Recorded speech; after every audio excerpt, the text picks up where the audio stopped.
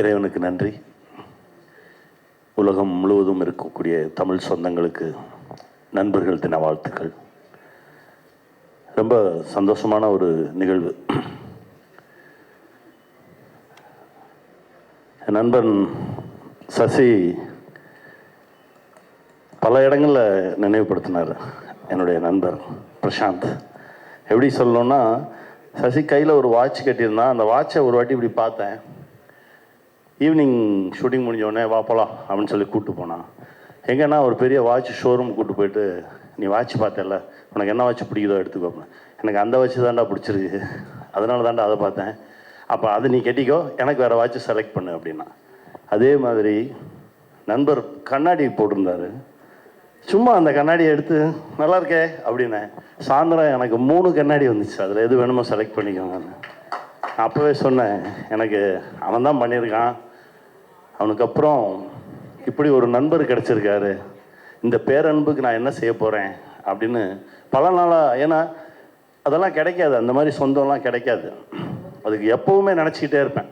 திடீர்னு ஒரு நாள் எல்லாம் காரணமே இல்லாமல் ஃபோன் பண்ணுவேன். ஐயா எப்படி இருக்கீங்க, நாங்கள் 2 பேரும் ஐயான்னு பேசிப்போம். அதில் ஒரு பெரிய அன்பு இருக்கும், காரணமே இருக்காது. அதாவது என்னென்னா, ஒரு ஃபோன் வந்துச்சுனாலே ஏதோ ஒன்றுக்காக தான் எல்லாருமே ஃபோன் பேசி பழகிட்டோமா. எந்த காரணமும் இல்லாமல் நல்லா இருக்கீங்களா, எப்படி இருக்கீங்க, சாப்பிட்டீங்களா எப்படின்னு கேட்குற ஃபோன் வர்றது ரொம்ப அரிது. அது அங்கேருந்து வரும். நான் பேசியிருக்கேன், அதை உணர்ந்திருக்கேன். நான் எங்கேயோ ஏதோ ஒன்று பண்ணியிருப்பேன், அதை பார்த்துட்டு எனக்கு ஒரு ஃபோன் பண்ணுவார்.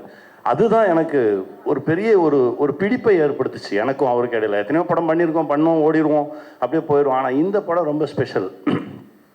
இதோட ஆரம்ப புள்ளி அப்படின்னா, தெலுங்கில் இதே ரோல் பண்ணுறதுக்கு என்ன கேட்டாங்க, நான் பண்ண மாட்டேன்னு சொல்லிட்டேன். அப்புறம் தமிழில் வந்தோடனே என் தம்பி கிஷோர் ஃபோன் பண்ணான். இந்த மாதிரி சார் பேசணுன்றாரு. எனக்கு இவருனா பயம். எப்படின்னா, நான் தேட்டரில் ஆப்ரேட்டராக இருந்தப்போ மலையூர் மம்பட்டியான் படம் எடுத்து நான் ஓட்டியிருக்கேன். கொம்பேரி முக்கன் எடுத்து அந்த ஸ்க்ரீனில் பார்க்கும்போதே பதட்டமாக இருக்கும். இப்போ ஒரு ஷாட்டு பார்த்த மாதிரி தான். அவர் எதுக்குடா பேசணுன்றாரு அப்படின்னா, இல்லை எனக்கு தெரியல, நான் இந்த இருக்காரு, இருறான்றக்குள்ளே கொடுத்துட்டான். வணக்கம் சார் அப்படின்னாரு.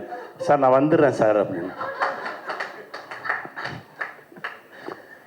ஆனால் நேராக பார்த்த பிறகு தான் தெரிஞ்சது அந்த அன்பு.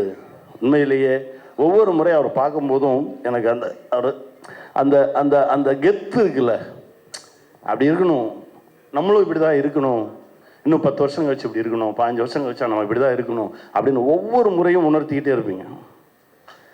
இந்த பேரன்புக்கு இந்த படம் மிகப்பெரிய வெற்றி அடையணும், அவருடைய அன்புக்கு. அப்புறம் அவங்க ஃபஸ்ட்டு ஷாட்டில் வனிதா வந்தாங்க. மிகப்பெரிய கெட்ட வார்த்தை, என்ன இப்படி யாருமே திட்டினதில்லை. திட்டுறாங்க. நான் சார் திட்டுறாங்க சார் அப்படின்னா, இவர் தான் சொல்லி கொடுத்துட்டு வந்து அமைதியாக இருக்கார். நான் சொன்னதெல்லாம் தாண்டி அந்த பொண்ணு திட்டுதுங்க, என்னங்க பண்ணேன்னு கேட்குறாரு சார்.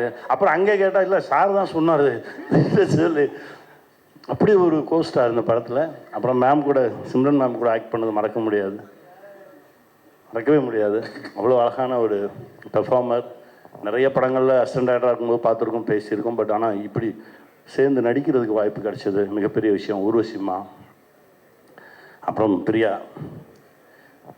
பிரியா வந்து நீங்கள் நினச்சதெல்லாம் நடக்கும், சரியா? சந்தோஷமாக இருங்க. God bless. அண்ணன் ரவி யாதவ் அண்ணா ரொம்ப ரசிச்சிருக்கோம், அவருடைய கேமராவில் நடித்தது ரொம்ப பெருமை. தம்பி இப்போ தான் ரொம்ப நாளாக பார்க்கணும், பேசணும்னு ஆசைப்பட்டுக்கிட்டே இருப்பேன். நிறைய விஷயங்கள் இவரை பற்றி கேள்விப்பட்டிருக்கேன். பட் ஒரே அலைவரிசை, ஆனால் சந்திப்பதற்கு இவ்வளோ காலம் ஆகிருக்கு. ஆனால் ஒவ்வொரு முறையும் நான் நினச்சது எல்லாத்தையுமே இப்போ அவர் வந்து நேராக பார்க்கும்போது சொன்னது ரொம்ப சந்தோஷமாக இருந்தது. ரொம்ப மகிழ்ச்சி. என் நண்பன் நிக்கில், அப்புறம் இந்த படத்தில் நடித்த ஒர்க் பண்ண எல்லாருக்கும் என்னுடைய மனமார்ந்த வாழ்த்துக்கள். பிரசாந்த் சார், உங்கள் மனசுக்கு இன்னும் இது அப்படியே பல மடங்கு உயரும் சார். வாழ்த்துக்கள் சார். நான் இறைவன்ட்ட பிரார்த்தனை பண்ணிக்கிறேன், பெருசாக அழிப்பேன். நிக்கில் சார், வணக்கம் சார். மகிழ்ச்சி. உங்களை எல்லாரையும் சந்தித்தது ரொம்ப பெருமகிழ்ச்சி. இந்த படம் மிகப்பெரிய வெற்றியடையும். அடுத்த முறை மீண்டும் அந்தகனில் சந்திப்போம். வாழ்த்துக்கள். நன்றி. அடுத்ததாக அந்தகன் படத்தின் இயக்குனர் திரு தியாகராஜ்.